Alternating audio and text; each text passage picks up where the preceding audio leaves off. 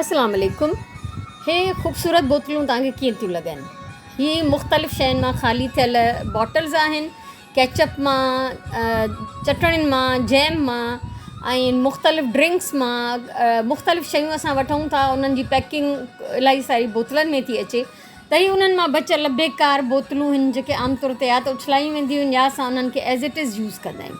हिननि खे मां सजायो आहे, हिननि मां ख़ूबसूरत डेकोरेशन पीस ठाहे था सघजनि। इहे बेकार बोतलूं हिकिड़ा कारामद असांजे लाइ डेकोरेशन पीसिस थी था सघनि ऐं गिफ्ट ॾेई सघूं था असां कंहिंखे बि। इहे बोतलूं हिननि खे मां ठिकर जो लुक ॾिनो आहे। हीअ सभु बोतलूं आहिनि, हीअ हिकिड़ो हसीन डेकोरेशन पीस आहे ऐं हीअ बोतलूं मनी प्लांट सजाइण जे लाइ आहिनि। किन ते डोरियूं वेढ़ियल आहिनि, सुतली वेढ़ियल आहे, lace, button, ribbons, acrylic paints आहिनि डिफरेंट कलर्स जा ऐं सिंपल सादा पेंटिंग स्ट्रोक्स यूज़ करे हे जार जेके आहिनि मां पेंट कया आहिनि।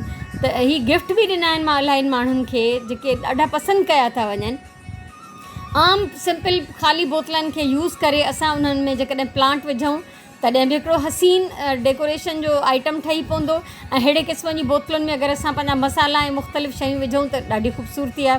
ही कल्चरल हिकिड़ी बॉटल मूं ठाही ही मुंहिंजे नाले सां ऐं आइडियाज़ बेशुमार आहिनि। ही केॾो हिकिड़ो हसीन डेकोरेशन पीस थो लॻे।